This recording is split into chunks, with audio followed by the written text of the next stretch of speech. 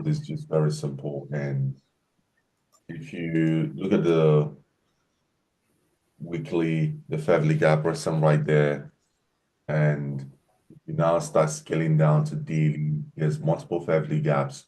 So we pretty much don't know which of these FVG gaps we're going to use. But just know one of them is going to be the catalyst to send us to the upside if we're going to continue higher. So scale down to 16-hour time frame. And 16-hour time frame, you can see the low resistance liquidity and low resistance liquidity resting at the upside.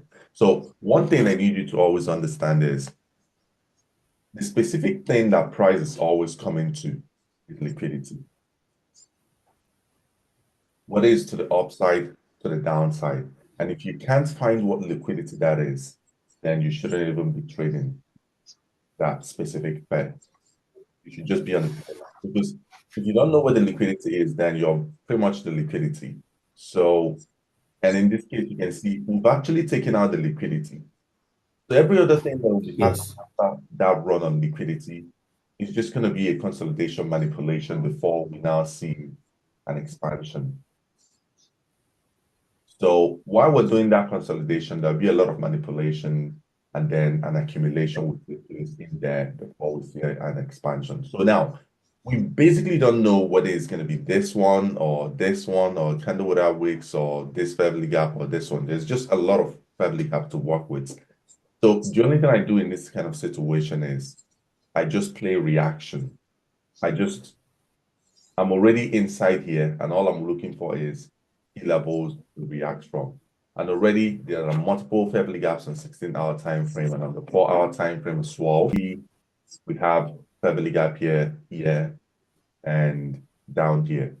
So if I even scale down a little bit more, you can still see that even on the 1-hour time frame, there's less FVG gap on the 1-hour time frame than there is on the daily and 16-hour.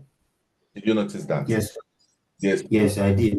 On 1-hour time frame. So that gives me that level of confidence to use 5 minutes break of structure, because right here we have one FVG gap, and then the next one we have is right down here.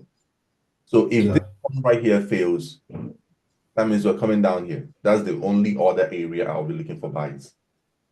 So the moment I have that at the back of my mind, I'm also using good risk management. Whatever I'm risking on this trade will not be more than 0.3. It's either 0.1, 0.2, or 0.3 maximum. If I'm getting into a first entry, I'll be using something less than 0.3. If I'm getting into a second entry, I'm using a risk between 0.1.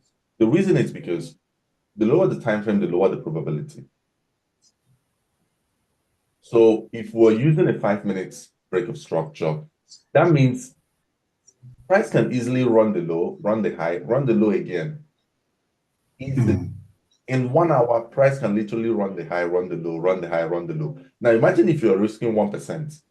That means you would have taken multiple losses. Exactly, yeah.